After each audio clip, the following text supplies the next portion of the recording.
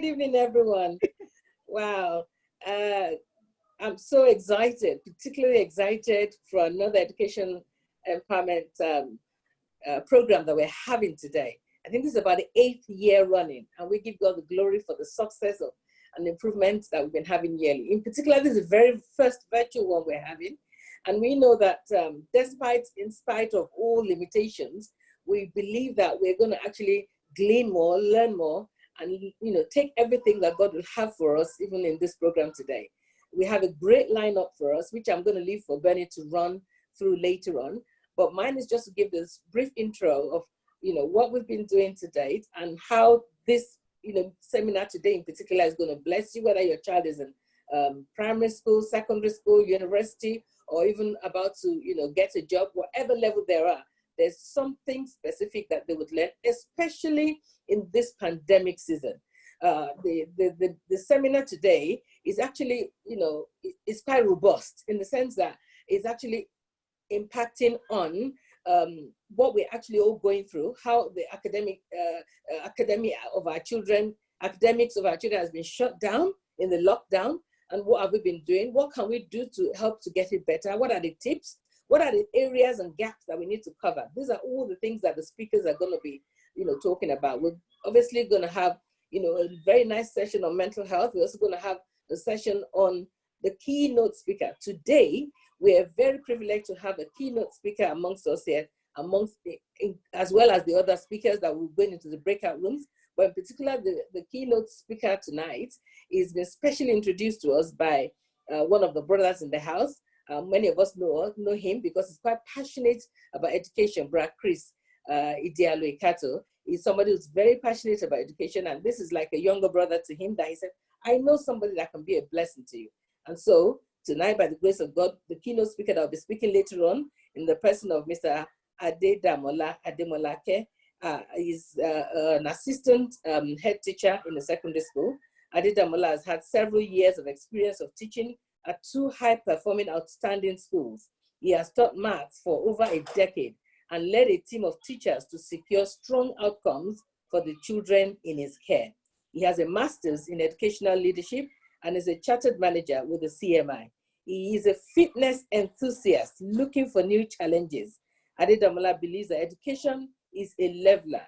With the right parental support, help, and guidance, every child can fulfill their full potential.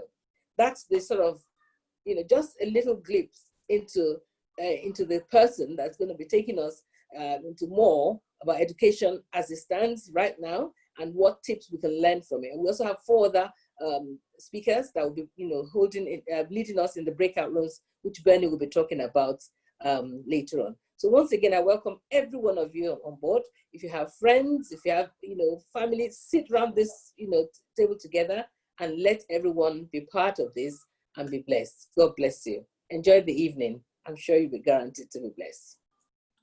So what can you expect for the rest of the evening? In a minute, I'm going to bring up to you a friend of mine, Lola Olojo, and she's going to really talk us through mental health, well-being, and a little bit more. Children have returned to school, and just really looking at their well-being and the routine and structure, that it's really important, an important part of children's lives and well-being.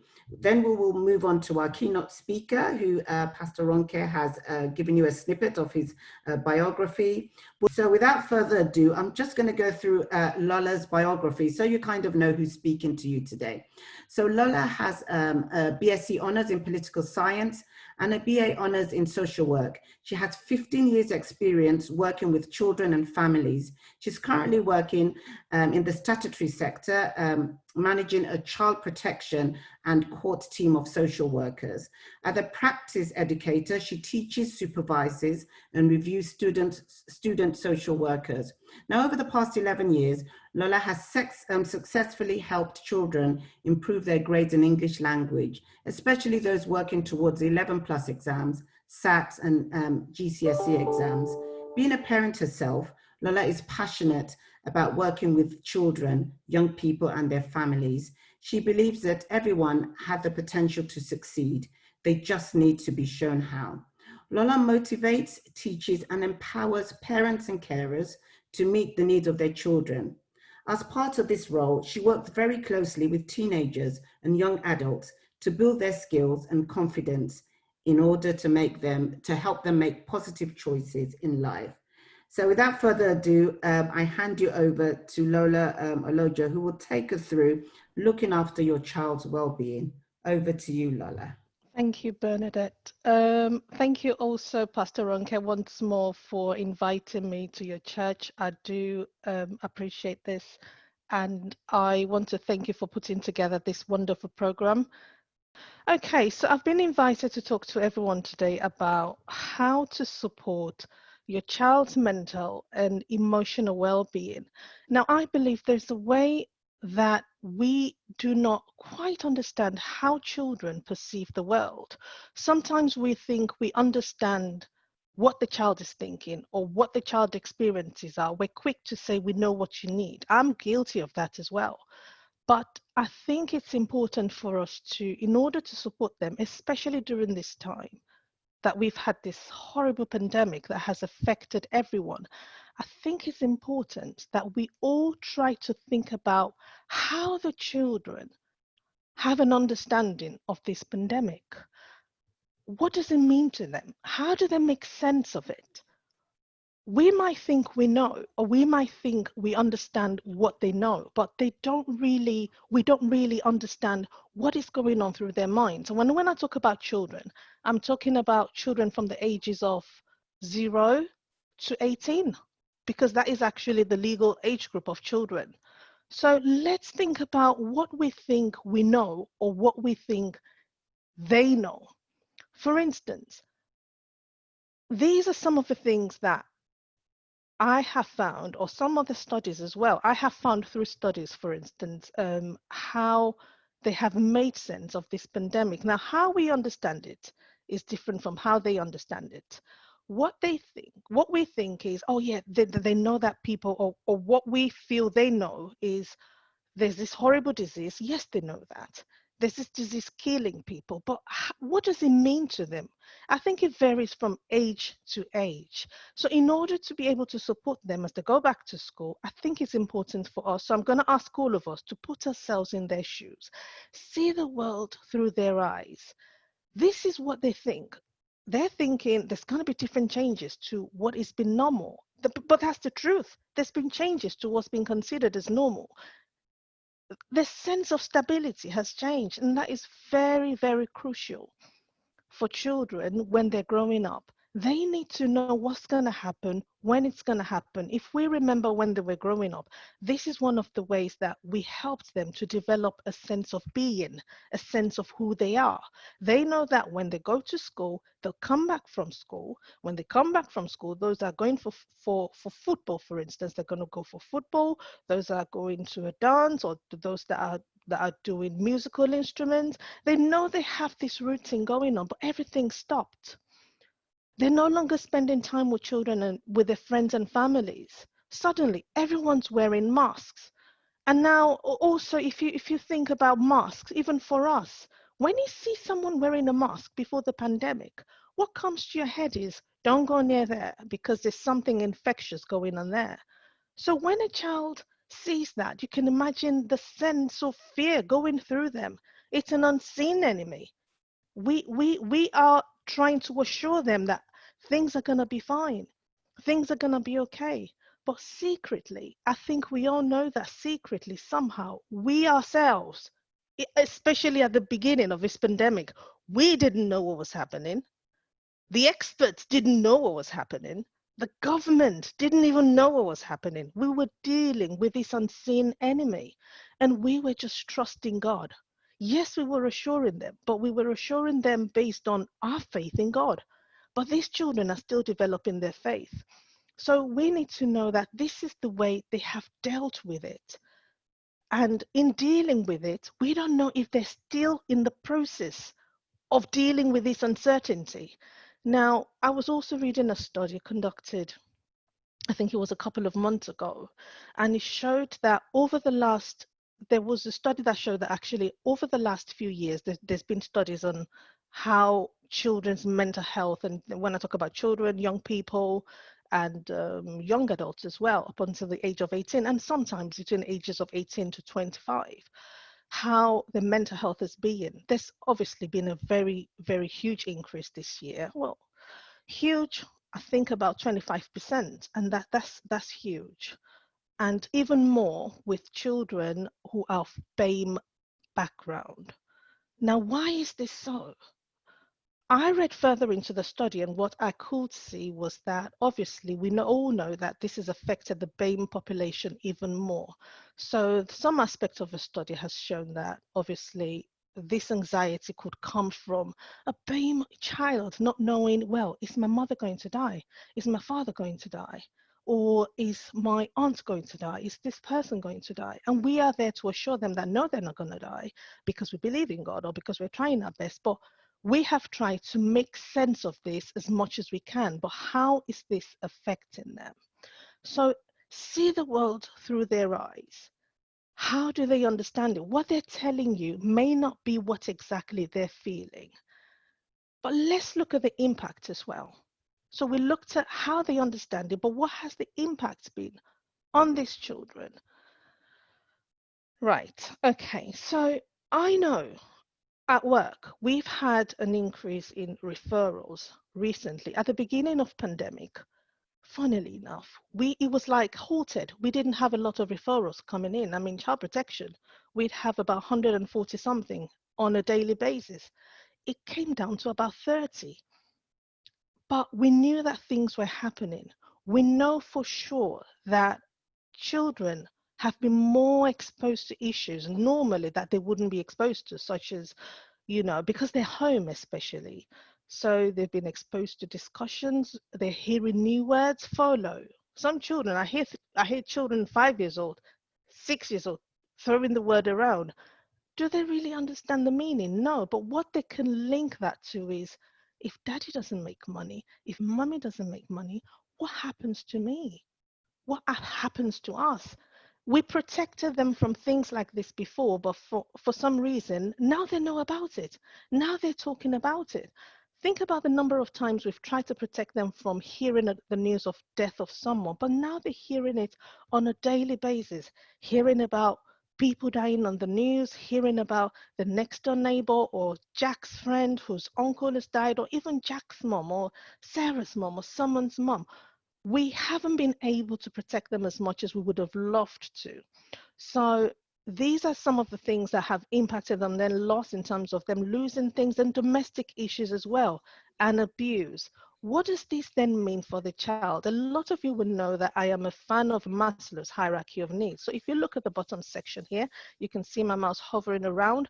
What Maslow is actually saying is, for the child to get to this section, the top bit, fulfillment in terms of their schoolwork, in terms of themselves, in terms of them looking for a job later in life or going to university. This bottom one, physiological needs, safety needs, love and belonging, esteem needs, it has to be met. If that's not met, that doesn't happen. It doesn't. And essentially what that actually leads to, in some instances, if not in most instances, if these needs are not met, it leads to further illness. And when I talk about illness, I'm not just talking about physical illness, I'm talking about mental health issues. Now, one major mental health issue that has come out of this pandemic, which a lot of people are not aware of, is what is called trauma. Trauma is not a very big word, and it is a big word. In simple terms, I'll explain what trauma means. It simply means how you react to very stressful events in life. When something has happened to someone, when you've had a sense of safety, when you've had a sense of belonging and a sense of, knowing what's going to happen, when it's going to happen, what makes you go outside, what makes you come back in. And suddenly that is shattered and you don't know how to deal with it. And what comes out of that is a sense of helplessness.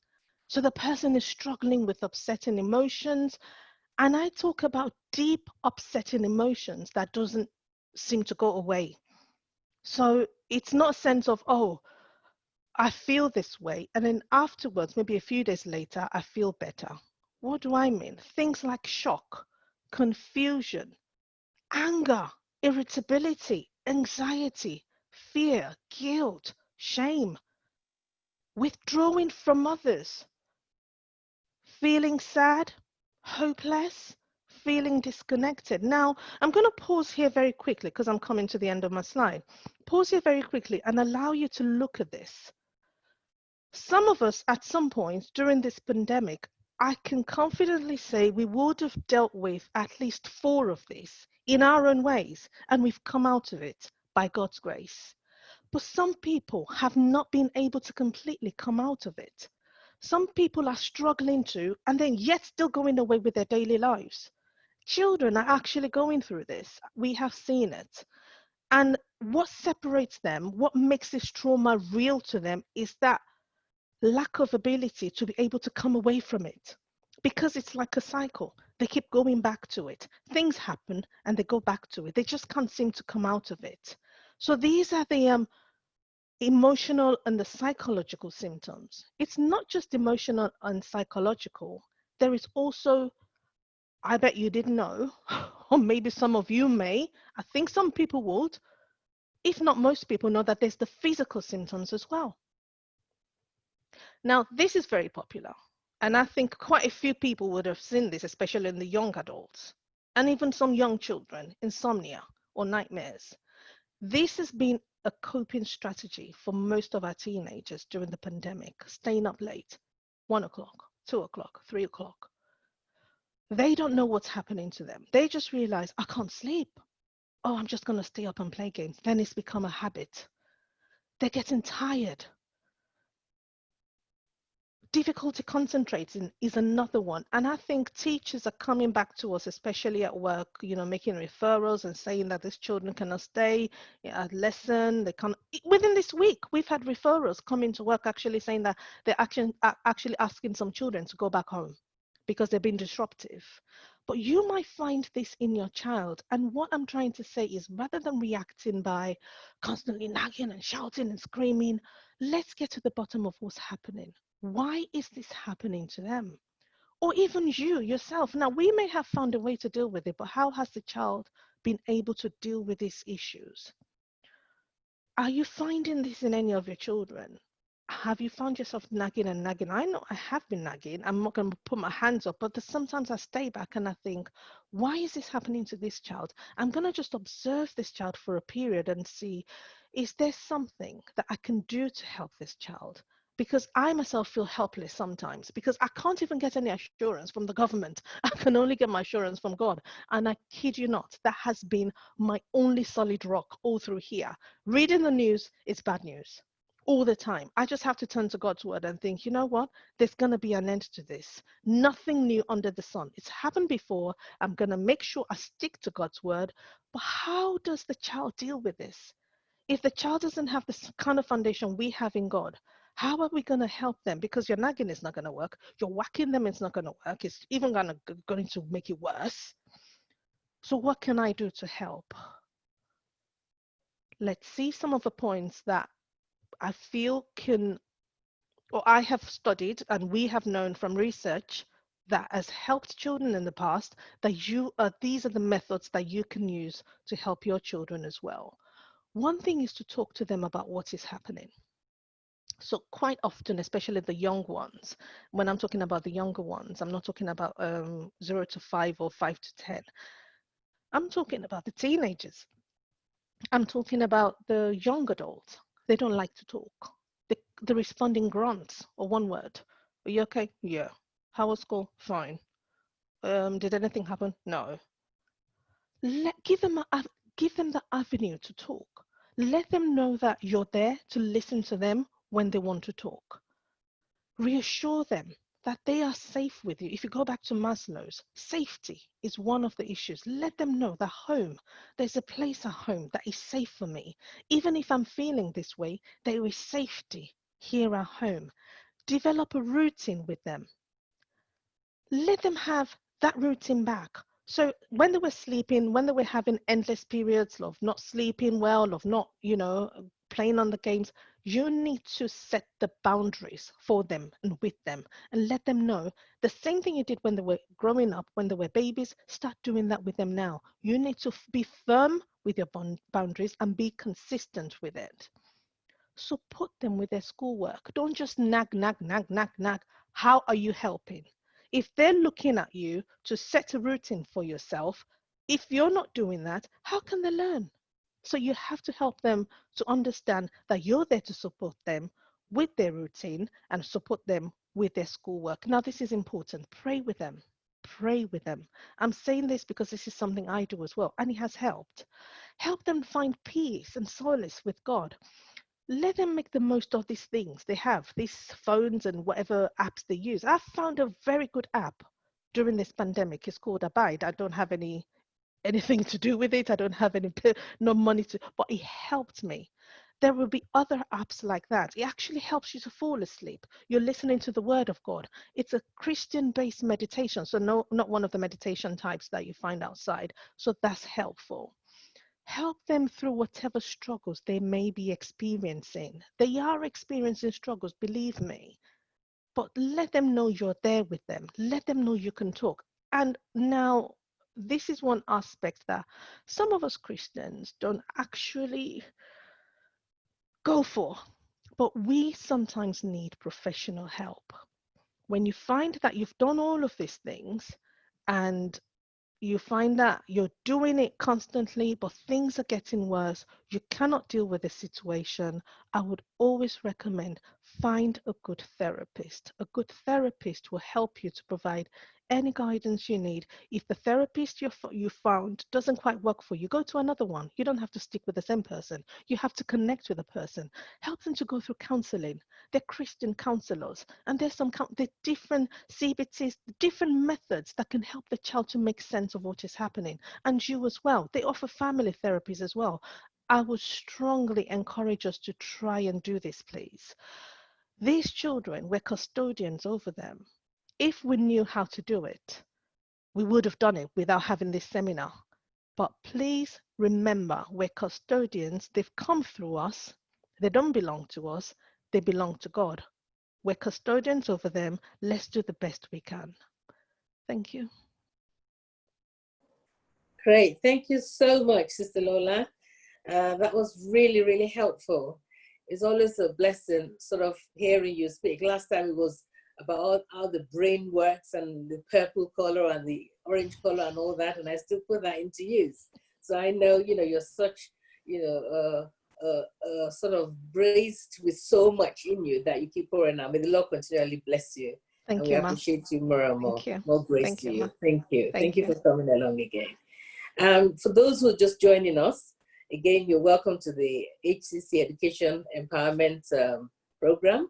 It's always a time that we come together yearly to sort of put specialists, seasoned speakers, seasoned experienced professionals to come, and bless us as we start a new academic year, to empower us with things that we can help our children with, and help us ourselves be in the position to see our children, getting better. We thank God because this year's program is actually sold out, as far as I'm told. So if you're, having difficulties, for those who are having difficulties logging on, please wait, because you'll be logged in as and when necessary and as the time permits us. So we're in for a great time. It's my pleasure and my privilege to introduce to you and bring on to speak right now Mr. Damola Ademalake. As I said, is the assistant head teacher. He's actually worked in different secondary schools who are outstanding. He himself has got an outstanding career, and we thank God for how God is using him. He was introduced to us by one of our members who's very passionate about education. So I know definitely that whatever Mr. Damola Ademalake is going to share with us, is definitely going to be a blessing to you. So we welcome you, Mr. Damola. So actually, have your time with us. God bless you. Thank you. Just want to start by saying thank you so much, Pastor, for this opportunity to speak, and also just being part of something as great as this. You've been doing this for the last 8 years, and it's phenomenal. When you invited me to come into this, I wasn't sure what to expect, but just listening to what you aiming to achieve. And just listen to that first speak, it just blew me away. So just a massive thanks to the leadership of HCC and also my uncle for seeing the qualities that I have and obviously recommending me. Just kind of piggybacking of what the last speaker spoke about, it triggered in my mind some research that I did when George Floyd was murdered a couple of months ago. And there was a big discussion at my school about BLM and our response to that. My school's in Camberwell, Southeast London. It's a high proportion of BAME people. Within the school itself, we've got about 60 to 70% of the children that are in that school either are Black or identify themselves as Black. So there's a high proportion of BAME children there. So the head teacher felt that she definitely needed to respond to it. She's a white lady, and she just, like I said, she just felt that it was definitely right for her to respond and not just be quiet. So in doing that, what she did was she shared the slides that she wanted to share with the children, so that people that she can trust within the school community and the school leadership can actually give her some advice and guidance as to how the message should be given. And when I was reading through the slides, I decided to look at the statistics behind mental health and psychosis. And what I actually found was shocking. And I'll just share it with you. Apparently in the UK, looking at the adult psychiatric morbidity survey, it found that Black men have the highest chance of psychosis and committing suicide compared to their white counterparts. And for Black Caribbean men, it's 7 times higher, which I just found shocking. In addition to that, I read into the reasons why they actually had that, why that was an issue for them. The first reason was racism and discrimination. The second reason was social and economic inequalities. The third was the criminal justice system. The third was mental health stigma, and there was other factors as well. The thing that really stood out to me was the first point, which was racism and discrimination. And the reason why it stood out to me is because this research was done years ago, so it wasn't done right now. And in reading into it now and seeing what happened to George Floyd, and it just made sense in my mind. And it just really raised the profile of mental health and anxiety and how we as Black men actually deal with that. So just bringing that in as something that came to my mind whilst the first speaker spoke. And it's amazing that she was the first person to actually speak, which kind of shows in my mind that the leadership at HCC has a very clear view of society and community and actually what makes the difference. We're Christians, we believe in God, but actually we do also have to be mindful of our mental stability and mental health, and also have a clear understanding of education. Super. When I was asked to speak and the topic, when I saw the topic, I thought it's very broad. There's so much that could be said about that particular topic. So I've just narrowed it down to secondary education and update on the secondary education, and my observation of what's been happening over the last couple of months. At the school that I go to, we actually started 2 weeks ago. So we had Inset, which is focused on training teachers on the new norms of being in a secondary school after the whole lockdown period. And then this week we just had year 11 in every day, just getting them used to the routines. So it was really interesting observing them. And then on each day of the week, we introduced the other year groups, just so that they can actually see a snapshot of what the new norm is going to be. And then in 2 days' time, on Monday, the whole school is going to be coming into school. So that's something that we're ready for and we're looking forward to. So I'll just quickly give you a bit of a background. I know it's been shared a couple of times, and I'm the assistant principal at Southeast London Secondary School. I've just recently completed a master's in educational leadership. And I've also just completed I'm now a chartered manager with the CMI. And my role is completely focused on securing strong outcomes for students. So essentially it's focused on assessment and data. When I got into teaching 10 years ago, I understood that currency of education or the currency of careers is grades. If you get good grades, you have a better opportunity for you to be position to be successful. So I knew that in order for me to break the cycle of all the negative stigma that we're seeing, particularly within the Black community, it had to be through education, and through education, it had to be with them getting strong outcomes. So I ensured that I positioned myself to find myself where I am now. And obviously, by the grace of God, I'm doing exactly what I believe He's called me to do.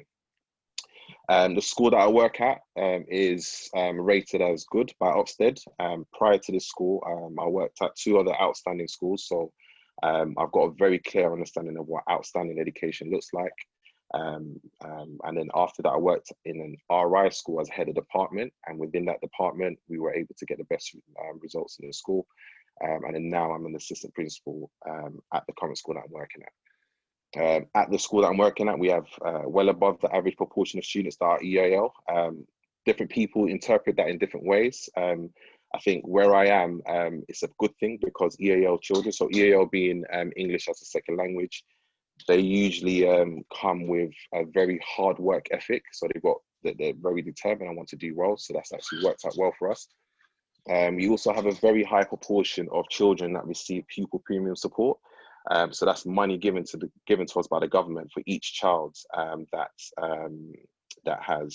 ever received free school meals throughout their educational experience, or within 6 years, should I say.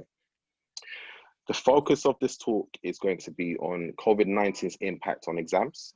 So I'm sure probably we would have read in the media about the whole U-turn and the whole experience with A-level results and GCSEs, and how it was with Scotland initially, and how a lot of children from deprived backgrounds responded to the whole experience.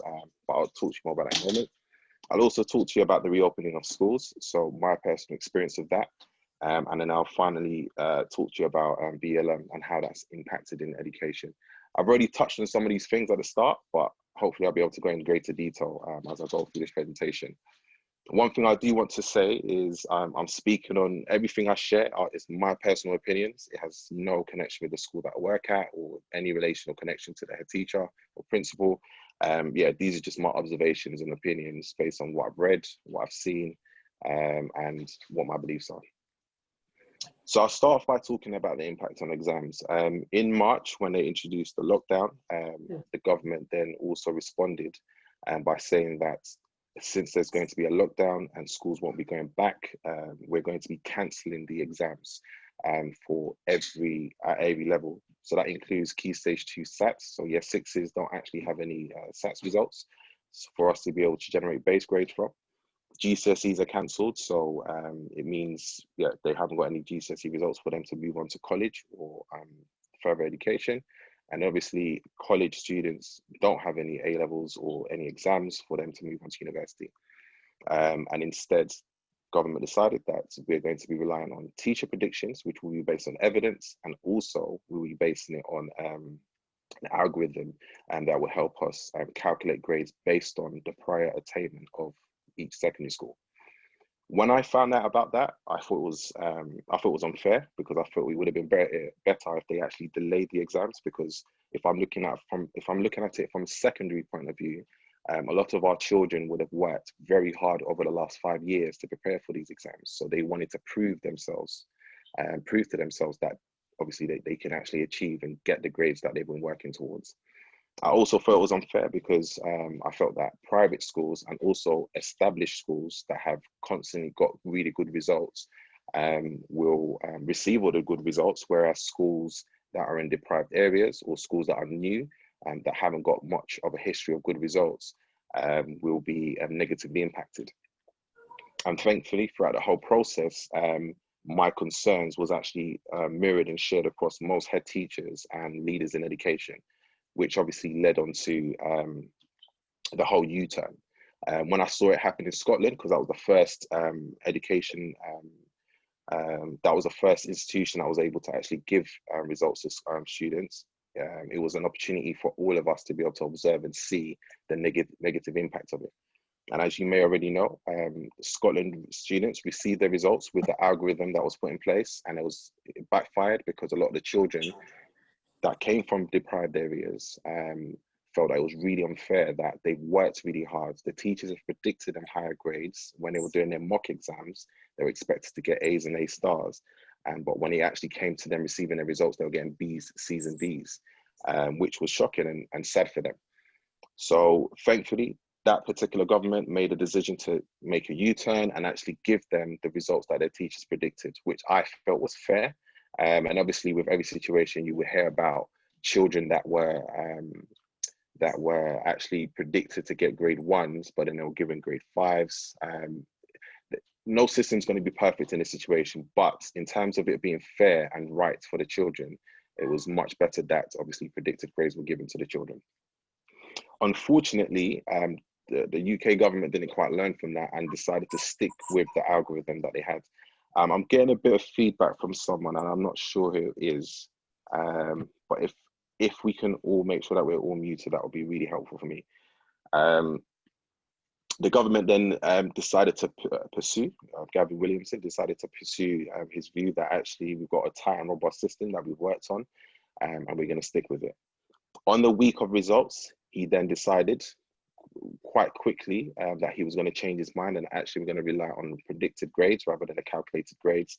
And it was quite shocking. And it's actually just even linking back to what the lady earlier on that spoke, saying that how much can we trust the government when they can't they've made a decision and they're already telling it, changing their minds and making U-turns with something as significant as this, even to the point where the gentleman didn't actually see the algorithms himself. He didn't actually quite understand it. He did check the grades beforehand and just assumed that everything was okay. But thankfully, as I said, predicted grades were given and it all seemingly worked quite well for our children. Just talking through the whole experience of actually giving us predicted grades. When we found out that was what we needed to do as teachers and as a senior leadership team, we decided that we were going to make sure, obviously, this process was going to be done in a very robust way. And because I'm part of a multi-academy trust, where there's roughly about 20 different secondary schools, we relied heavily on their guidance from the central team, and that really helped. So it started off with the teachers checking every single child's grades, and then basing the grades or predictions on how they performed in mocks over the course of the year. We had 2 mocks in total, and then how they performed at the end of year 10. Whilst we were going through that exercise, we kept on reminding ourselves of the importance of these mocks and making sure that children understand that when they're doing these mock examinations, obviously we didn't predict this is going to happen, but they need to take those mock examinations seriously. So as parents in the forum, it's really important that you're aware of when those mock examinations are going to be happening, even if your child is young now or they're currently in year 11 or in year 12 or 13. It's really important that you find out from your child or directly from your school or from their school when the mock examinations are and begin to get them to start taking them seriously, because teachers will use that as a guide as to what predicted grade that child should get. So we were looking at the mock results. We also looked at any other internal assessments that we had. We looked at exercise books. We looked at folders of work. We made sure that it was as objective as possible. So we weren't thinking about behavior. We weren't thinking about attendance. We weren't thinking about personality issues. All we were concerned about was the evidence that we had to actually prove that this child was working at whatever grade that they're supposed to be achieving. After the teachers did that, heads of the department stepped in and did the same check. And then after the heads of the department looked at it, SLT, so that would be myself, the head teacher and vice principal, spent quite a lot of hours looking through the data. One of the things that we made sure we looked at was prejudice or bias. We wanted to make sure that specific ethnicities or ethnic groups or gender was not being disadvantaged in any way. So we compared those particular groups to previous years and also other Southeast London schools. And we were able to just make sure that the rate of increase or decrease, depending on how each group was performing, followed the same pattern to previous years. So we were very confident that the predictions were robustly done, because we went through the process of teachers, head of department, and then ourselves. And we were also very intentional about making sure that there was no one being disadvantaged. And when I say disadvantaged, I'm also thinking about particularly the black boys and the very quiet girls. Those are 2 groups typically in schools that are forgotten or not really thought about, or at times could be disadvantaged or people have lower expectations of. So we were very intentional in making sure that we were challenging those biases straight from the get-go. We did that whole cycle, and we actually decided that we were going to do it again because we wanted to be sure, because we knew that these grades were very important and these grades will stick with each child for the rest of their lives. After doing it the second time, I then had to present it to the regional director of schools in South East London for the MATs that I work for. So she cast her eye on it, and she was also quite impressed with how robust we were with how we decided our process. And then we sent the results to the exam boards and the principal signed them off. Now, after that whole process went through, one of the things that we were really concerned about was appeals. The government already stated that parents can't actually appeal against the grades unless they feel that the school had made an admin error, i.e. their child should have got a grade 5 and their prediction showed a grade 5. However, the school's given the child a grade 3, so they've typed it in wrong. We knew that was going to be the case because, as I said, the level of checks that we did was significant, and we checked it over and over again. We also knew that the government then released later on in the summer that if anybody they weren't happy with their grades, they would have to sit it in the centre where they would have done their exams.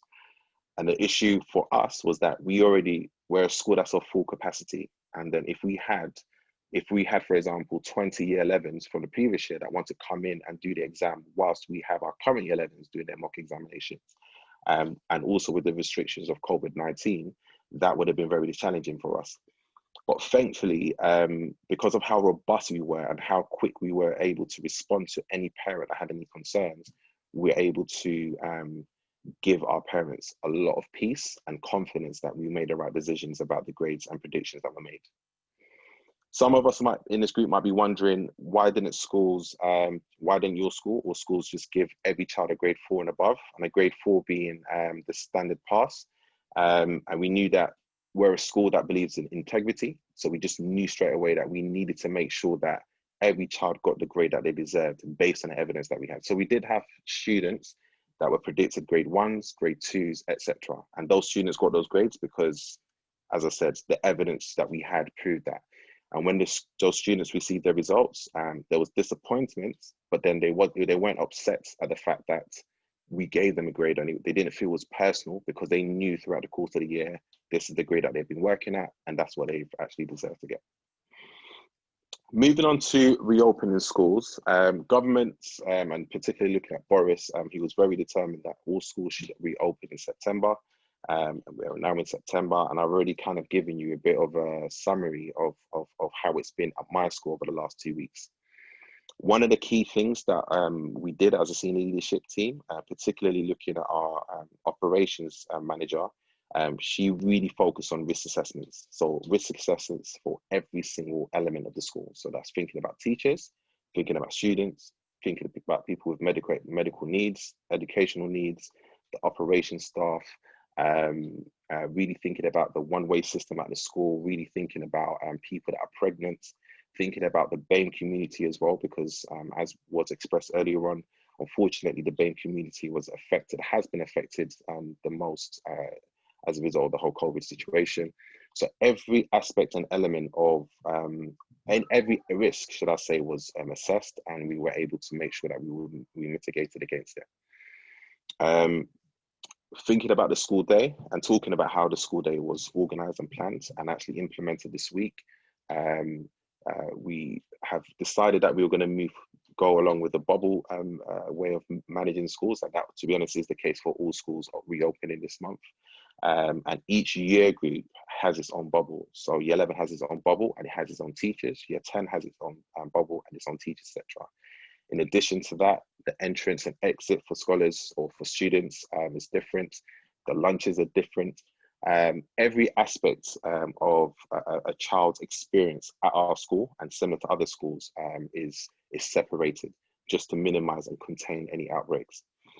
According to government guidance, they made it very clear that there's an expectation that everyone, including adults and children, in any public space where there's, let's say, for example, lesson changeover and people are walking through corridors, there's an expectation that everyone wears face coverings. just to secure and keep everyone safe. There has been talk about second wave. Quite a lot of us would have heard about that or read that in the media.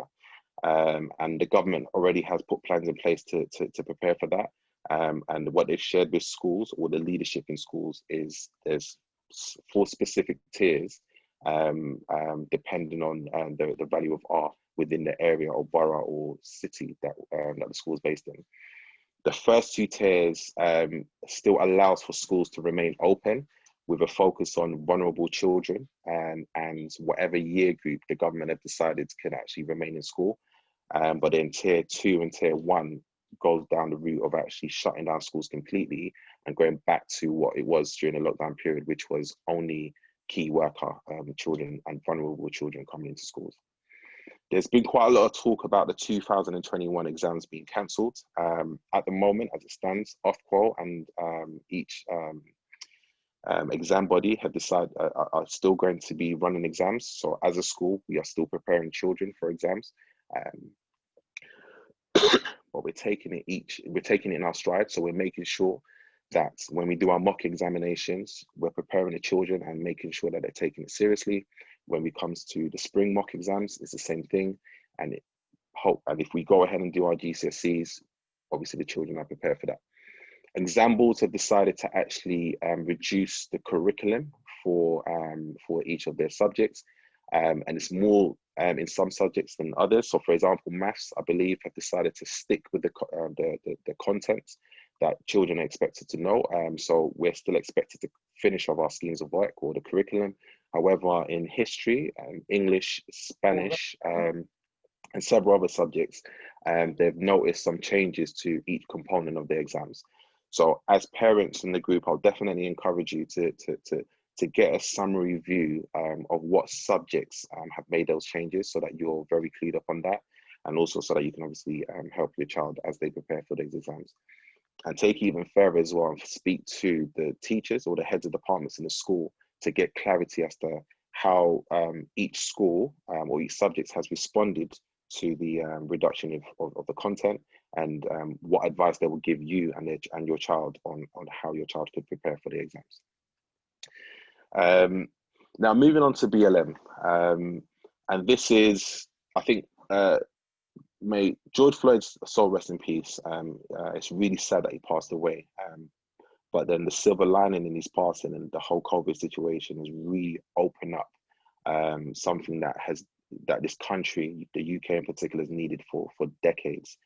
In America, a race has always been an open discussion. People always talk about it all the time. It's very clear and obvious as day. However, in the UK, it's always been quiet. People don't talk about it. People know about it. Talk about microaggressions. People talk about prejudice. People talk about, like, for example, white people saying that they're not racist, but then they don't want to talk about fighting against it. But as a result of COVID and as a result of George Floyd and the movement, the BLM movement, we've seen a direct, that has resulted in a lot of us talking about BLM openly, including white people, which for me has been significant. So as a result of everything that's happened, I know quite a lot of schools, including mine, have looked back at the curriculum. And by the curriculum, it's thinking about the content that's actually being taught to our children. In the school, as I said, that's got roughly between 60 to 70% of children that will identify themselves as Black. You would have to really have a think about the curriculum that's being taught. So the English department, the history department in particular, as well as every other department in the school, have really rejigged and revamped their curriculums and schemes of work. For year 10 and year 11, it remains the same because they still need to prepare for their GCSEs. And unfortunately, the government and exam boards haven't actually made any changes, or they haven't explicitly said that they're going to do anything as a result of it. I know Boris spoke about it briefly, and he said, yes, there is an issue and there's work to be done. But I haven't personally seen anything explicitly done on a government level. However, there are quite a lot of charities and organizations releasing stuff. So for example, the Black Curriculum is a website that you can go to, and it has ideas and resources of how you can introduce diversity within the curriculum. But coming back to my school, the history and English department in particular have really reflected on the community that they serve.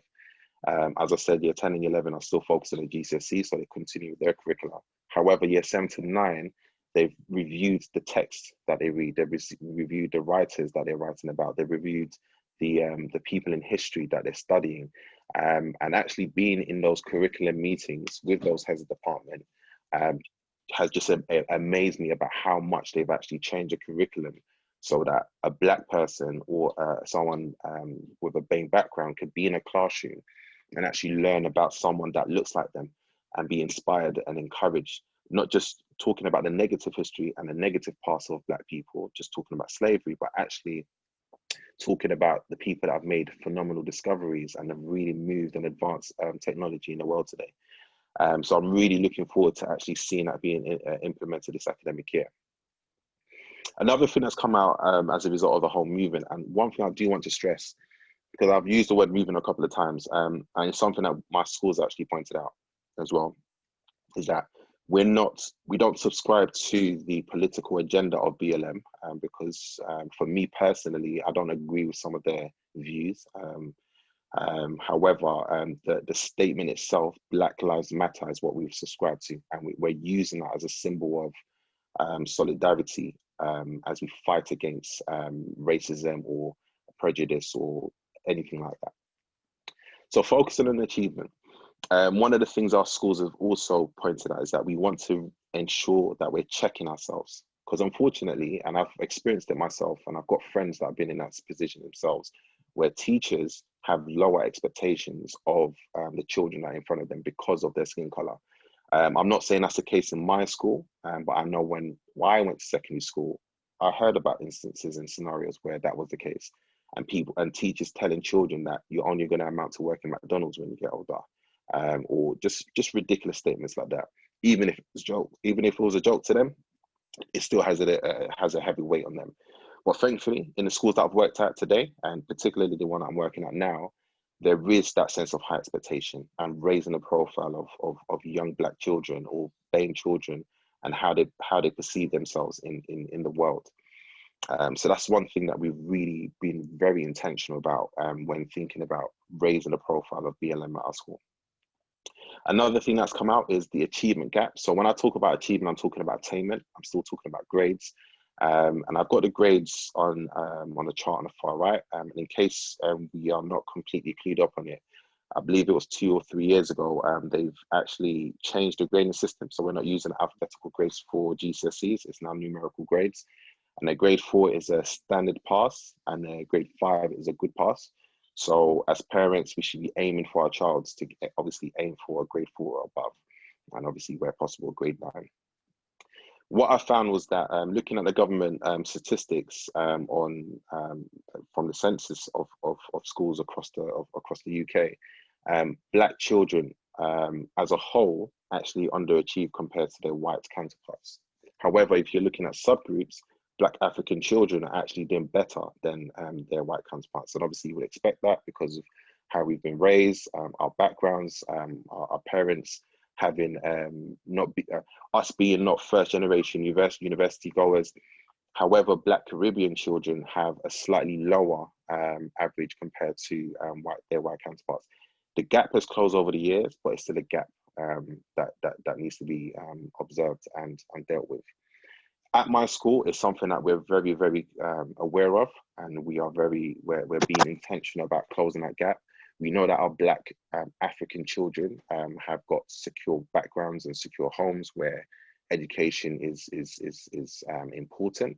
Now, I'm not saying that's not the case for Black Caribbean children. However, we do see that Black Caribbean children are not doing as well as they should. So as a school, we're very mindful of that. And as a member of SLT, for example, when I go into classrooms and I do my learning walks, I'm looking at that Black Caribbean child, and I'm counting the number of times that the teacher has actually spoken to that child to ensure that the teacher's not being biased, without realizing, by only speaking to children that the teacher feels would engage with the content. And obviously, if I'm seeing any issues with that, I'm speaking to the teacher afterwards and challenging that.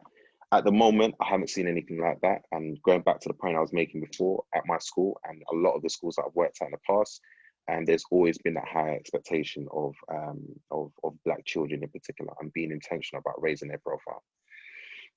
The last point I want to talk to you about was systemic racism. And this is something that has been underlying in this country for many years. When you look at leadership roles in schools and also across the different jobs that you can pursue in society, it's usually men, and it's usually white men.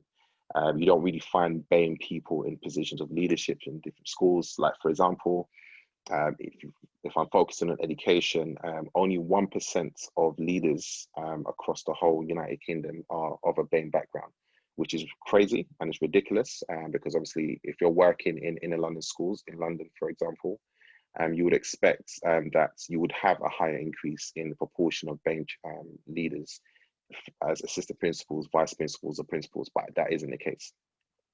So one of the things I've realized and I've observed through my school and conversations with other school leaders I've had conversations with is that they are being very intentional now to create opportunities for BAME people to get into leadership. So, for example, some schools are actually doing blind interview processes. So they're not looking at names when they're looking at application forms. They're also thinking about, they're not even thinking of, they've actually acted on by actually creating diverse panels that are actually looking at the applicant, and actually going through the whole process of being in an interview. So, for example, quite recently, I was in an interview. Yes, because I'm a senior leader and the person that was joining the school was going to be joining a department that I work closely with, but also because I'm a Black senior leader. And after the interview, I was able to give some insight based on my opinion of the person, not because I'm not just as a Black leader, but just because of my own personal experience of working in education. A close friend of mine got recently promoted to assistant principal, and I can't say that it's definitely as a result of the person being a Black person. However, that particular person joining that leadership team now has resulted in him being the only Black person in the leadership team, and they've recognized obviously his passion, his determination, and how much of a professional he is, and how much they will lose if he was to leave. A lot of schools are now thinking about their leadership structure, and they're realizing that actually the leadership team has to reflect the children that they serve. There's a school that I know of in Hackney, it's a primary school. There's a lady, she's a CEO of about 2 or 3 primary schools. She intentionally recruited only Black senior leaders in all of her schools. And for me, before hearing about it, I said it as a joke, because when I was thinking about it initially, I thought every school that I've worked at, they've always had a higher proportion of BAME children, but the leadership has always been white. And if you look at the school website, you would never think that the children in the school were Black. And I thought, wouldn't it be amazing if there was a school that was all Black or all BAME? When I spoke to this lady, she said that's what she's got in her school. And I went onto her school website, and that's exactly what I saw. I was surprised and shocked and amazed to see that. So it is possible, and people are being very intentional and mindful that actually this is what we want to do. We need to reflect the community that we serve, and we need diverse minds and thinkers so that we can raise a profile of children that look that reflect the community, and obviously support them as they move on in their careers, and their academic careers, should I say. I think I'm just going to stop there, because I'm just being mindful of time, because I can talk about this for the rest of this evening. But that is it for me. I look forward to answering any questions when we go into the breakout rooms. And yeah, that's it from me. Absolutely brilliant. Thank you so much, Damola. Absolutely. A great exposition on what has actually gone on during lockdown. You know, really some good and helpful tips. And for parents out there, you know, I hope you've taken some notes. And I like the points that you raised. I actually jotted it down somewhere about grades and children from a BAME background, actually parents helping them to strive to that excellence. And just, you know, because of their color, making sure that, you know, irrespective of that, they are not disadvantaged, but Thank you so much. Good evening, everyone. And what an awesome time we're having today. We are being encouraged, and we continue to encourage you to please put your questions in the Slido. This is the moment, this is the time for them to get answered. But we just go through the etiquette for Slido just to help those who are probably using it for the first time. So when you go into the Slido, you would see that there is, you've got two tabs, popular and recent. And you've also got the opportunity to give a thumbs up to any question that you read through there that resonates with you, so you don't have to repeat the same question. So we just encourage you, please read through all the questions that are already there and give a thumbs up the ones that you more resonate with, and it will increase the popular questions that we'll address tonight. Thank you very much. We've had quite a few questions, just under 20 questions this evening.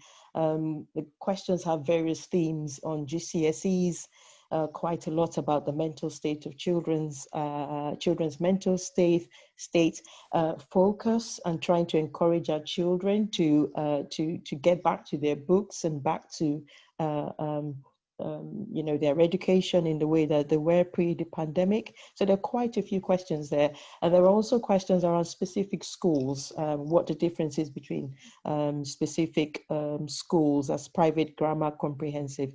So we're going to batch the questions together. So we just encourage you, if you don't hear your question in the specific way it was asked, is because it's similar to another question, but assure you that you will hear an answer that resonates with the question you've given. So I'm just going to take a couple of the questions first, and then I'll hand over to my co-moderator, and she will give the rest of the questions. So, so we had quite a few on the GCSEs, and that was very well addressed in the earlier session with Adedamola, but I would just pick on one question there specifically that wasn't answered in that way. It says, for students who had predicted grades this year, GCSE and A-level, do you advise they sit for the exams in the autumn? And I'll open that to Adedamola, but onto other panelists as well, if they have a view. Thank you.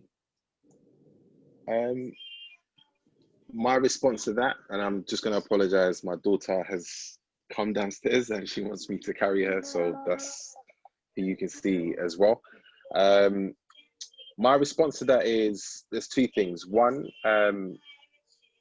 if the grades that the person has received is not stopping them from taking the next steps, then I think they should just go ahead and continue with their next steps, i.e. go to college or university. However, if the grades are going to hold them back and hinder them from making the progress that they need to make in terms of going to college or university, then certainly they should. The autumn exams calendar or series has been released. So you and your son or daughter can actually have a look at those exams and see if your son or daughter will be prepared for those exams that they want to take. Because obviously, potentially, that child has not been learning or practicing any work or been in front of a teacher for up to 5 months. So the question is, in 2 months' time, are you going to be ready to prepare for a full-on GCSE in that particular subject? And if you are, and also if you're genuinely not happy with your results, 100% go ahead and do it.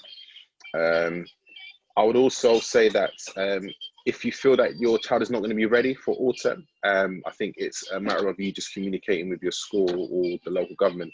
I'm trying to remember whether or not the government has said it's okay for people to resit at a later date.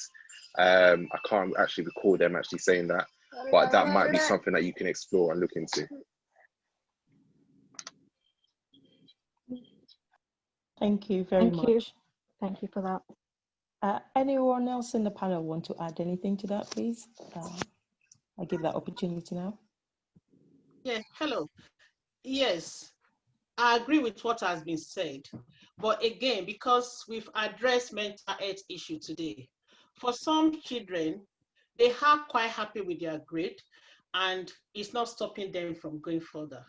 But the reason for getting that grade, which is lower than what they would have gotten if the exam was not cancelled, is maybe they feel it's because the teacher just didn't like them. I'll give an example. We talk about mock, and now a child has done, but I know of someone whose mock was not marked full, like half of the paper was not marked. But in order not to be confrontational, it was left because GCSE was around the corner. So not a surprise that the child got a lower grade.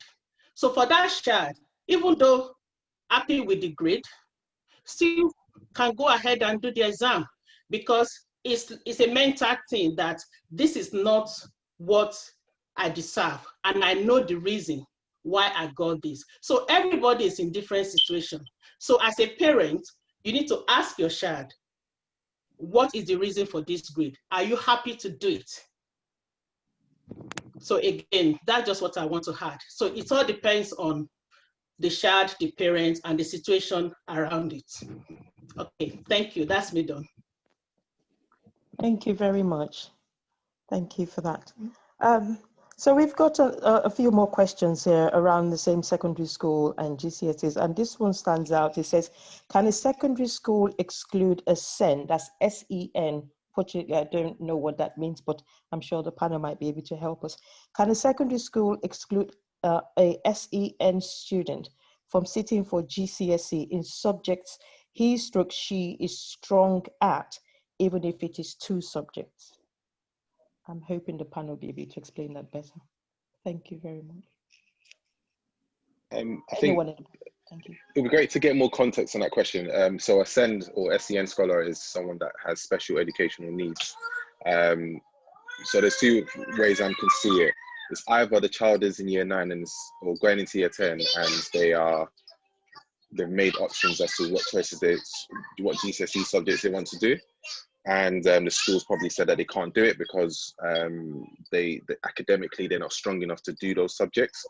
So if that is the case, definitely the parent in that situation has to make sure they have a meeting with the head of department or teacher or head teacher to really get a very clear understanding of what the requirements are for that subject. And they need to also be convinced themselves that actually whether or not they feel that their child is capable or able to meet the academic demands of that subject. If the child is already doing the subjects and they are in year 11, then the school definitely has not got any leg to stand on to decide that they're not doing that subject, because they should be entered for every single subject that they are doing in year 11. So I'll definitely, if that was me, I would be communicating with the principal and seeking to understand exactly why they're deciding that my child can't actually do this GCSE, even though they chose it as an option for year 11. And I'll be surprised if it was a core subject like maths, English or science. But for option subjects, I'll definitely be challenging the principal. They shouldn't be able to do that. I'm hoping that helps. Thank you. Any more from the panel, please? Okay. I think the person that asked the question has said thank you. Right. Okay, thank you. So there's another question here. It says, and this has been specific to Sister Bumi from the question here. It says, my son doesn't like studying. This question is for Sister Bumi. Can they forget A-levels and go for apprenticeships? Over to you, Oh, sorry. You're on mute. Yeah, okay. Yeah, that's great. That's an interesting question because there is something in there about my son does not like studying. So I will throw back the question, which is, why does your son not like studying? Does he not like studying because he's not academic? Or does he not like studying because he just is lazy? And if the latter is the answer, he's going to struggle even with the apprenticeship. Because a lot of people think an apprenticeship is the easy way out, but it actually requires more because you have to both study and work as an apprentice. So you're learning a new skill, you're working, and you're still taking some exams. It might not be as rigorous as university exams, but it is a 3-in-1 combination when it's an apprenticeship. So I think the first step is to find what is the root cause of your son not liking to study. how can you encourage a good work ethic? Because if your child has got a good work ethic, be it academics or apprenticeship route, he or he will thrive. But it's important that we address the root cause in the first instance. Having said that, if indeed your son is not academic, and maybe he is struggling with the academics, but he's got a good work ethic, then the apprenticeship route is a good route. And I recommend that for people who are not academic. There's no point you going down a wrong path for you in life. So before you talk about apprenticeships, though, you need to think about what exactly does he like to do? Apprenticeship in what? You need to research the kind of apprenticeships out there and the kind of fields out there, because what you don't want is for your son to get into one, drop out, get into the next one, drop out. You want consistency. So some of the disciplines that you need for your academics are needed everywhere in life. If you're not consistent, you're not able to build a routine, you're not able to stay focused on one thing, it's going to affect you whether you go to university or you go for an apprenticeship route. This is what we need to think about. I don't know if anybody else wants to add to that answer. Can I just add? Can you hear me? I'm sorry. Yes. Can I just add to that, please? You've just hit the nail on the head, Sister Bumi. If you remember from the times I've been to the church, I always talk about how the brain works. And I always remind everyone about how you need to understand your child's perspective as well. I think you also hit the nail on the head where you said, does your child not understand the academic section of the work, or is your child plainly being lazy? Because they'll find themselves, like and Sister Bumi said, jumping from one place to the other. There's what you call the key executive functions of the brain. And that controls a lot of things we do as adults. That is what separates us or makes us determine where we're going in life at a certain age. So what age is your child? I'm just wondering, I didn't come to your session, Sister Bumi, so I don't know how old this child is. It might be taking a while for that child's part of the brain, because we all know that brain develops from back to front. So the executive functions are all in the frontal lobe. So if that part is not developed yet, your child is still in the process of, oh, I've done this, I've tried this, it's not working. Jump to the other one. I've tried this, it's not working. Jump to the other one. I've tried this, it's not working. Sometimes they need our help. Sometimes they need our help whilst that part of the brain in the front is being developed. We need to be that for them. Are they lacking organizational skills? Quite a few of them are. Quite a few of them are. And this is where we step in as parents. This is where we help them. We have learned that part of our brain is fully developed. We can think, emotional control, flexible thinking, working memory, all of that is developed. So you need to help your child first. If you're not organized, how can your child be organized? If you're not planning and prioritizing, how can your child plan and prioritize? And if you're doing it, help them learn.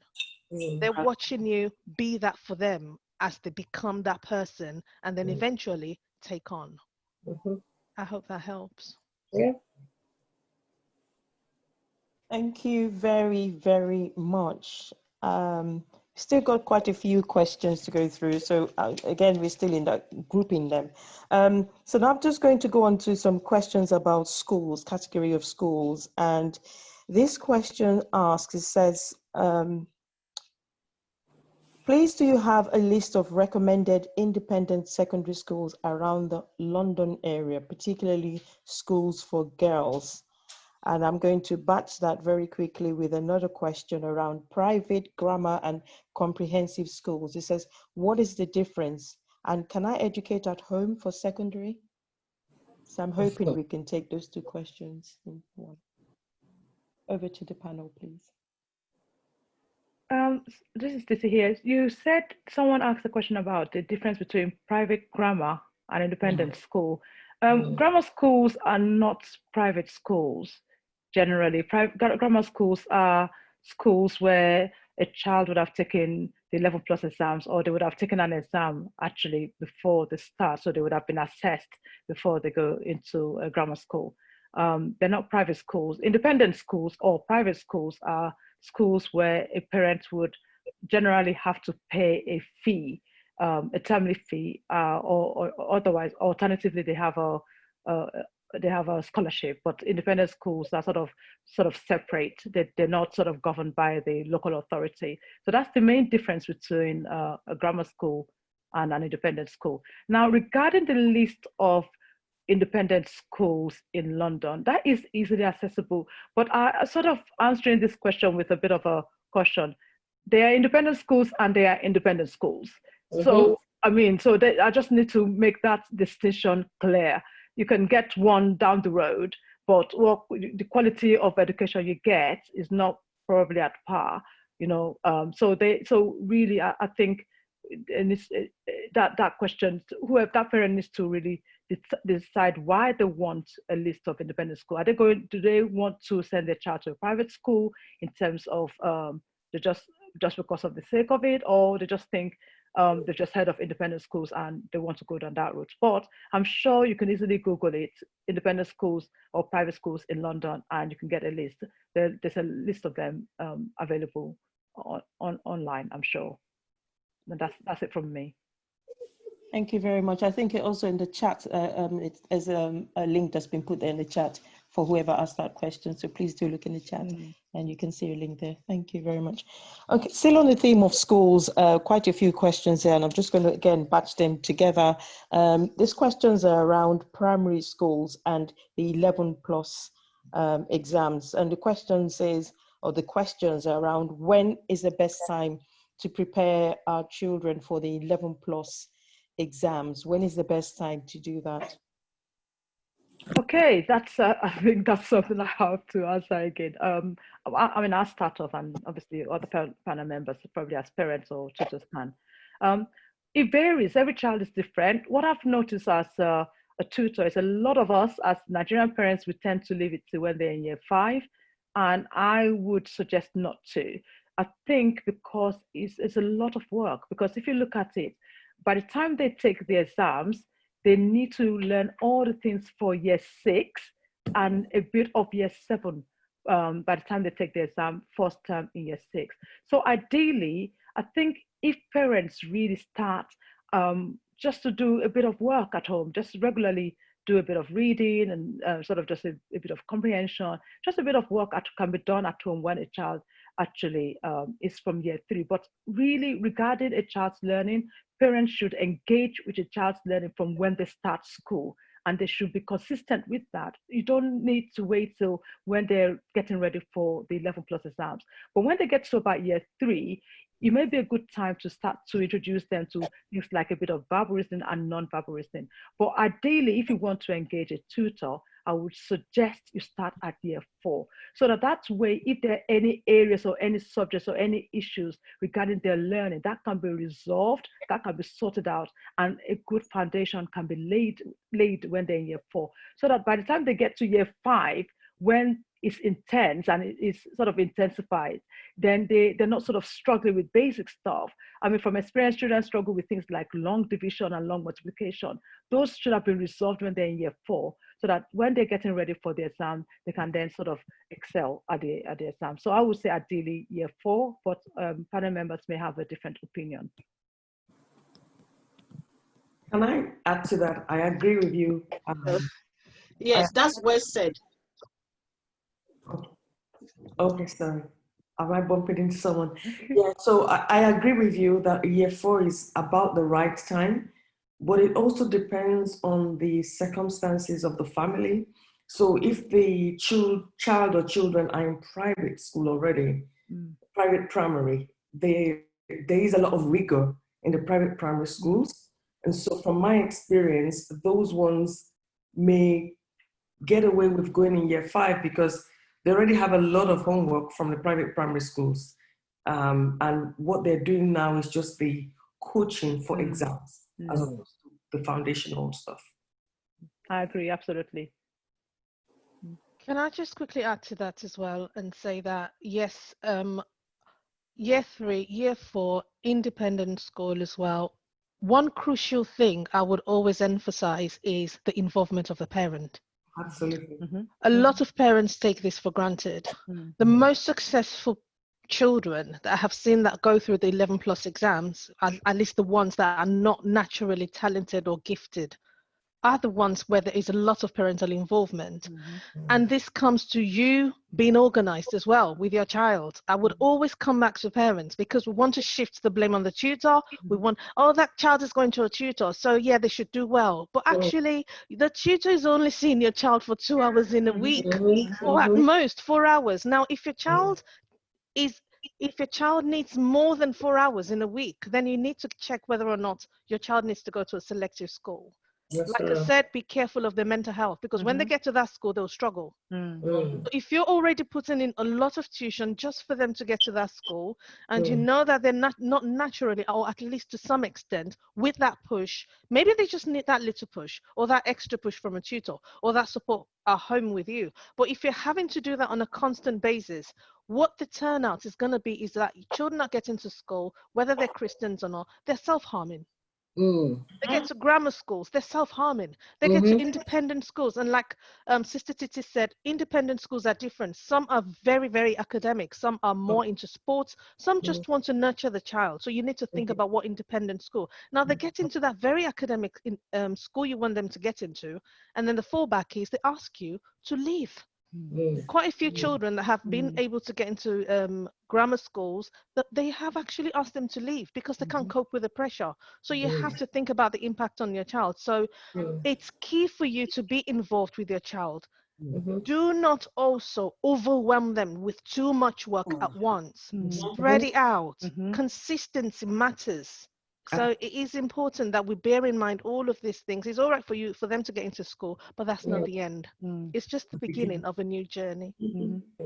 Can I just add here? So I know this question has been drawn out a little bit. 2 things I want to quickly add. We talked about private secondary earlier on. There's also issues about private primary, because I send my children to private primary. It's not all private primaries that prepare them for 11+. So on the open day, it's important that you do ask what is the inputs or what's the plans they have in preparing them for 11+ and things. That's the first thing.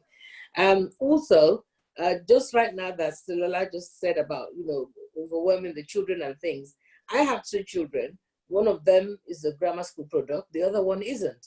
And I'm not, it's important for parents to realize you can't want to try and fix all children in the same sort of, we don't put a square peg in a round hole, how is it said? So the Bible tells us that the mother of Moses perceived this was not an ordinary child. So it's important for parents to know their child, know their capabilities, know their weaknesses, know their strengths, and sort of channel them in that way. Don't expect all children to toe the same line, because those are some of the mistakes that our own parents and grandparents make. But please, it's important, not all children are 11+ products. Yes. Can I just add to that? Thank you very much, ma. Can I just say something that, yes, not all children are 11+, and we all need to know that. One thing we need to also know is when they start secondary school, what is the end goal? The end goal is GCSE. All schools are going to do GCSE. Grammar school, independent school, comprehensive school is exactly the same exam. And Lola talked about mental health. Don't overwhelm them. Children's brain develop at different rates. So some children, they really cannot cope with 11+. They will be fine in other schools that you are comfortable with. But over time, they will not develop. By the time they reach GCSE, they can cope, and they will equally do well. Same as the ones that have gone to grammar school. Some children have been prepared for 11+, gone to grammar school, didn't do well at GCSE, and some didn't even do 11+, went to comprehensive school and did far better. So you know your child, proactively parenting your child will make you to actually know what they can cope with. All these schools are good, but you need to know why you want to send your child to a particular school. Comprehensive school, grammar school, independent school, think about it. Are you happy to pay whatever the amount of fee is in that school? For what are you willing to get? What are you going to get out of it? Is it the sport? If you're happy with the sport and you're happy to pay, that's okay.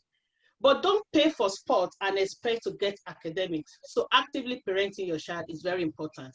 And GCSE and A-level is end goal. They will do it. They will get there with your support, regardless of the school. Fantastic. Thank you ever so much. Wow, that's a very, very ending that question on a very high note.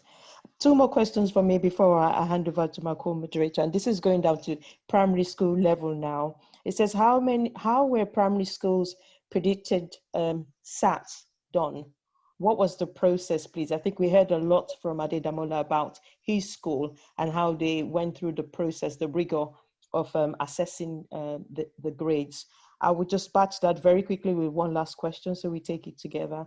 It said, do kids who attend a nursery perform better than those who don't when they start primary? Is there a difference between what they learn in nursery and reception?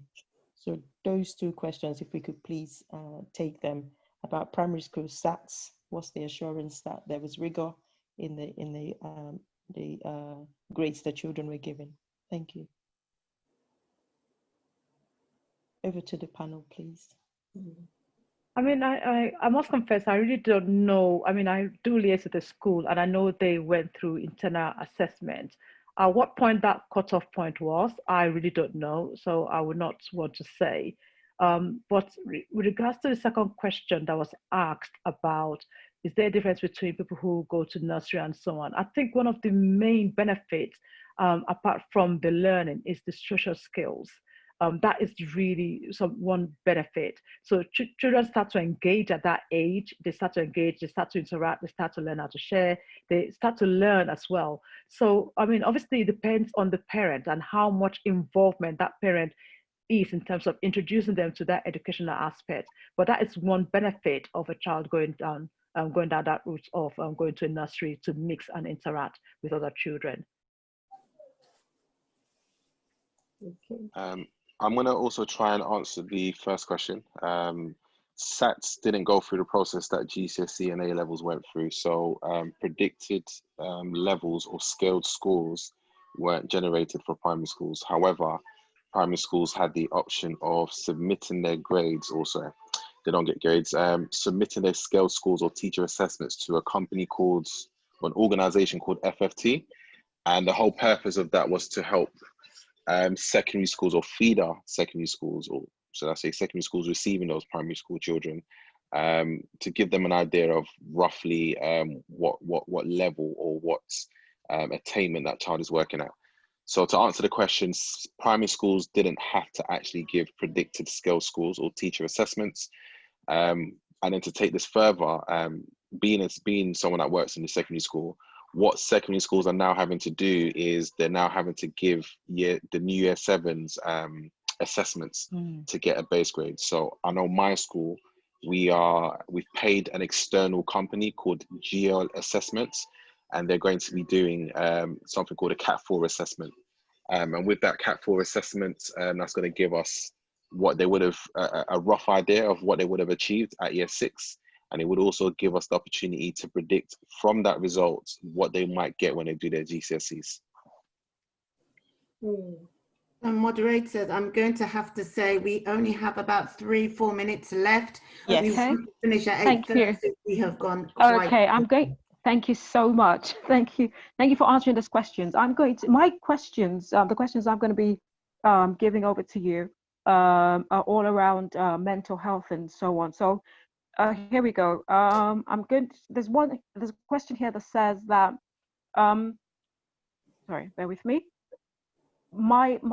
It's about communication. Sorry. I had a question just now.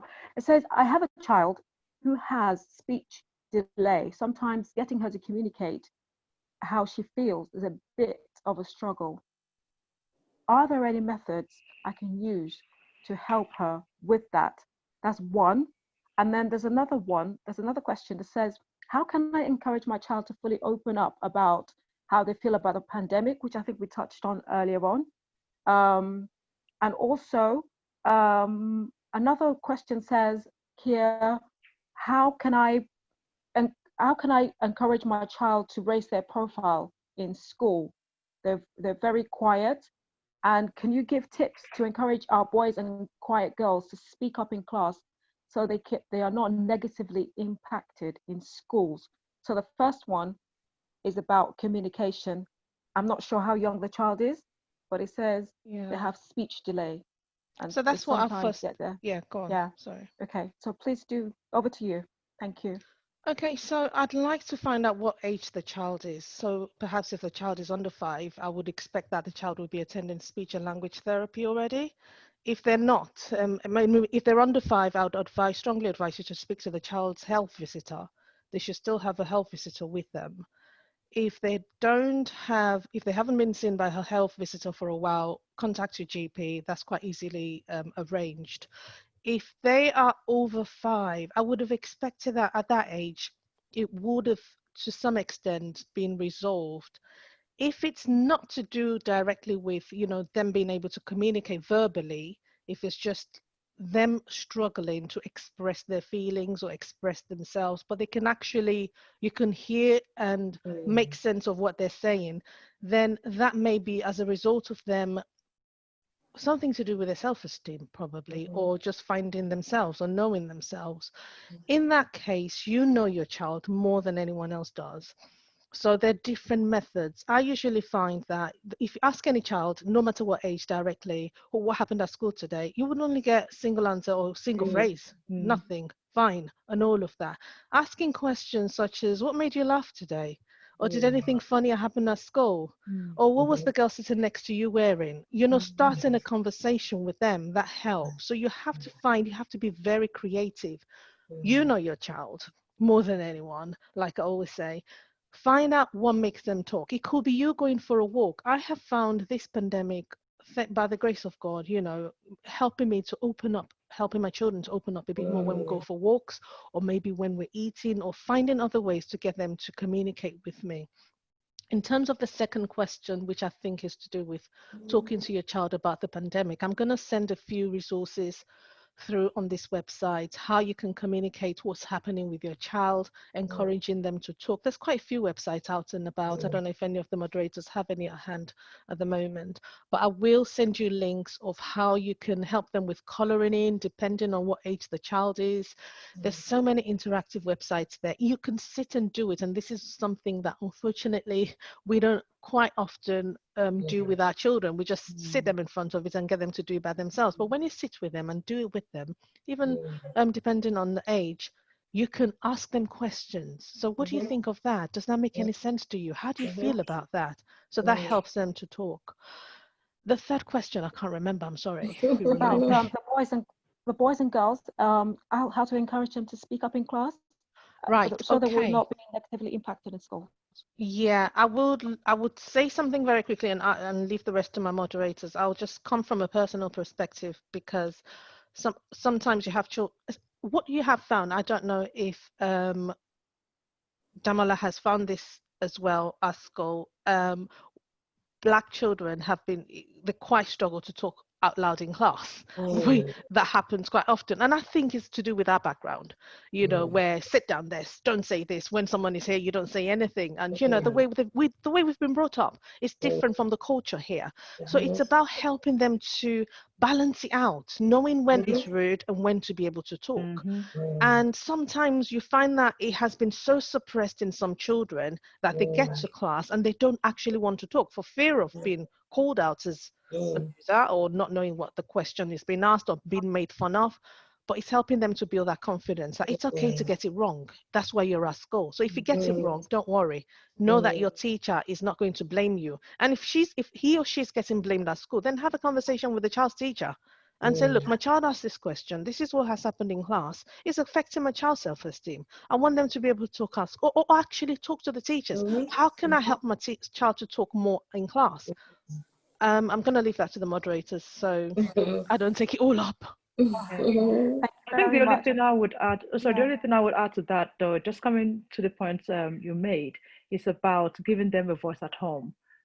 Yes, the way we raise our children is also important. Do we engage with them? Do we have do we actually have a conversation with them regularly and allow them to contribute to some of the things that happen at home? So if we sort of engage them that way, I suppose sometimes, I mean, I'm not saying it's the solution, that would also enable them to speak up at school as well.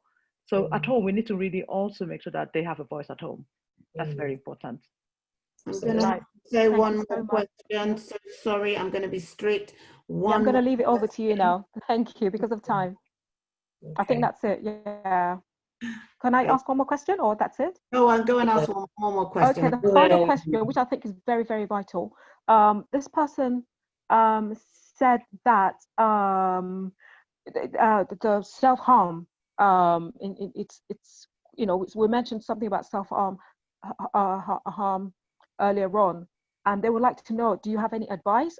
And also, does my child need to play an instrument or sport? But I think the self-harm question, could we deal with that? Do you have any advice? What exactly about self-harm? What it means? Basically, they're saying that with Black kids, self-harming is growing. It's growing now. Is there anything we can do about it to prevent that from happening to us, or you know, how can we help our kids, please? There's a big question about whether or not it's growing or it's been reported more. So it could have been happening and it's not been reported, or the awareness is we're becoming more aware of it, or children are becoming more confident about reporting to authorities and letting us be aware that, look, this is happening to me. In the past, it's been hidden. You know, it happens in the house, we hide it. We don't want people outside to know. But now the awareness is out there and people realize that, look, I can't handle this by myself. I am praying about it, but it's okay to seek for help, which is what I said before about trauma. You need to know when you need professional help. You need to know that when I cut myself and it's bleeding, I can't stop that bleeding. I need to go to the hospital. I can't just, I need to have it sewn up. So you need to be able, it's not about helping them to stop it. It's about learning when to get help. So my strong advice will be know when to get help. There is a lot of help out there. And help is not just in terms of medication, it's in terms of therapy. Simple therapy can take 6 months and you will see the difference in your child. I have seen it in so many children we've worked with. Just having someone to talk to, having someone to be able to comfort them. It may be something you can't do by yourself at home. And frankly, some children will be resistant for you to do with them at home because they can't balance out the person that tells me off, my mom, and then suddenly you're the one that's telling me, oh yeah, come, it's going to be better. They can't balance that out. For some families, they can, because that's what they've grown up with. But it's more about not hiding it, seeking help. Go to your GP. If you find out that your child is self-harming, and can I just say, you may not know, because they're very clever at hiding it. They hide it in the places that you would never think about, which I cannot describe here because I know it's PG. So you have to be clever about looking for signs. Why? What are they doing? Are they hiding things from you? Look at, you know, do you find blood in wrong places that you don't expect to find it? Or are they wearing long sleeve more? You know, are they covering themselves up more? You need to look out for those signs, some of the things I mentioned earlier, and then you can talk to them, and then please seek help. That's right. Thank you. Thank you right. Thank you all very much. Thank you. Did you want to say one more thing? No, not at all. I'm just handing over to you, Ma. Thank you so much. Okay, thank you so much. I must say it's been a sort of an evening of enlightenment, you know, in many ways, more than one. I want to say very, very, very big thank you to all our panelists and to our keynote speaker. I just want to say God bless you for availing yourself. You know, it's been one of those evenings that I felt we could go on and on and on. There's so many questions. I wish we had all the time to deal with all the questions, but you know, in reality, we never always have the time to deal with all the questions. But this is why our lines are open. This is why we as a church, we run this educational empowerment program once a year, but that's not the, you know, be all and end all. There's a panel, there's a team, there's always available to sort of answer questions, to support. So anytime, you know, if you're not a member of this church, you know, you could still feel free to call, but if there's something similar like that in your church, or you want to take that back even to your church, to suggest that it could be running something like this. I feel more and more, one of the things we believe as a church and as a ministry is, our Christianity should be practical, should be impactful. It's not, like Lola was saying earlier on, when you talk about who can they talk to, sometimes the children don't feel free to talk to the parents about, self-harming.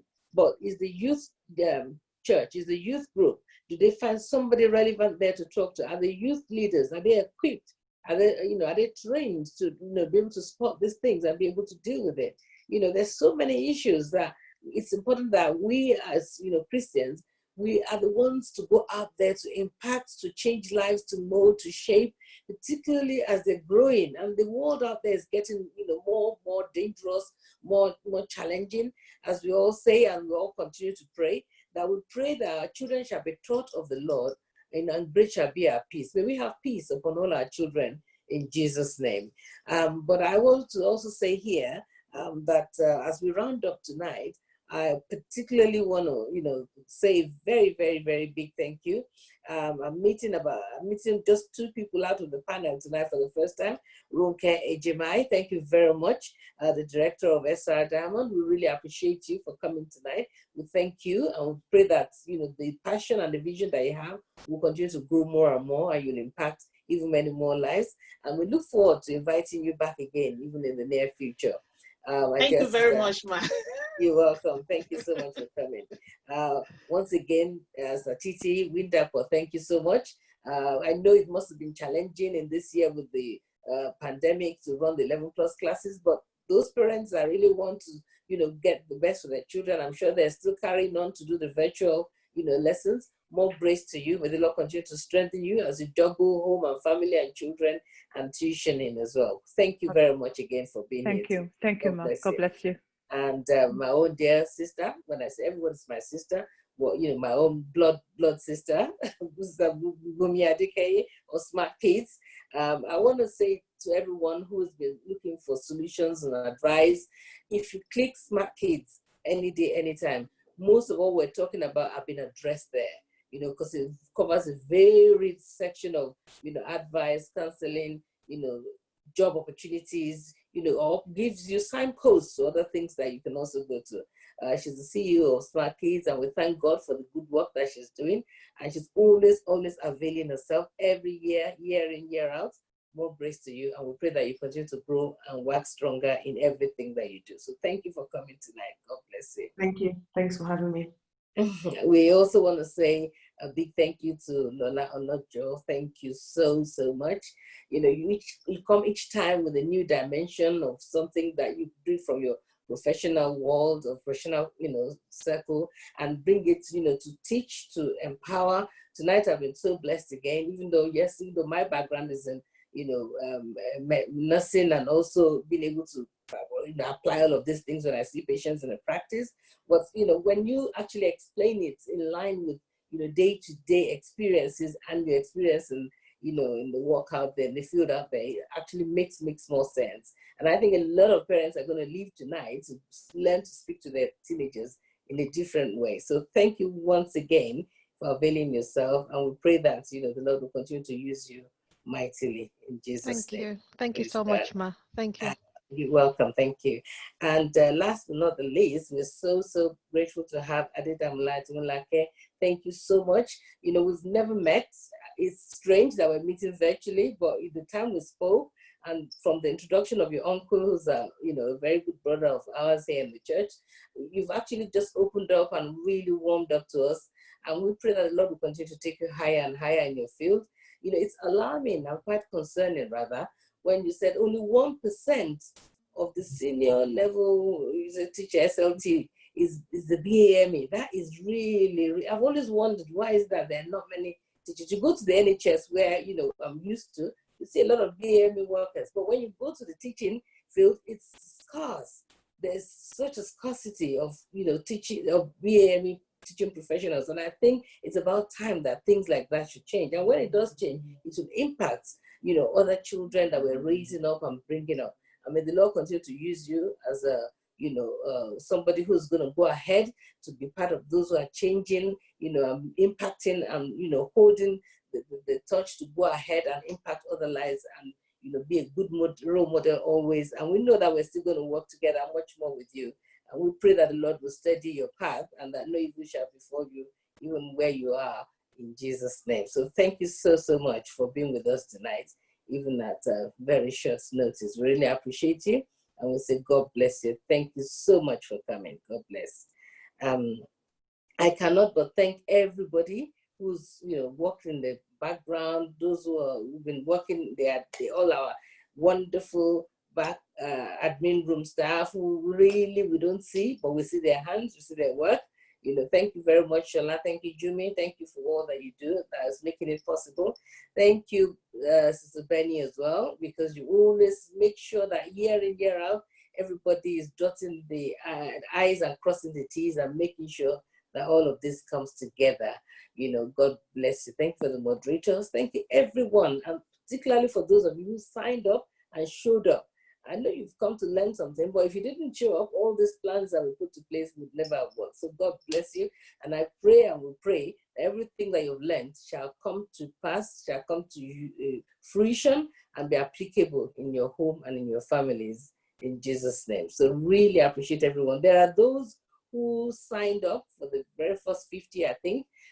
Those in the admin will let us know if you signed up and you showed up, and definitely you're here tonight. You will be asked to send your home address so you can get your gift for showing up and signing up amongst the very first few that did that. So God bless you real good. To all our panelists, it's the first time we're having a virtual session, but we'll be in touch with you. So do please we really appreciate you. It's not like we can see you and hug you and say thank you, but from me to you, this is all our hugs to you to say thank you so much, and we'll be in touch with you. Have a good evening, everybody. May the Lord God bless you. Until once again we'll run this program next year, it'll be even bigger and better. Thank you all very much. Have a good night's rest. God bless. Thank you. Thank you.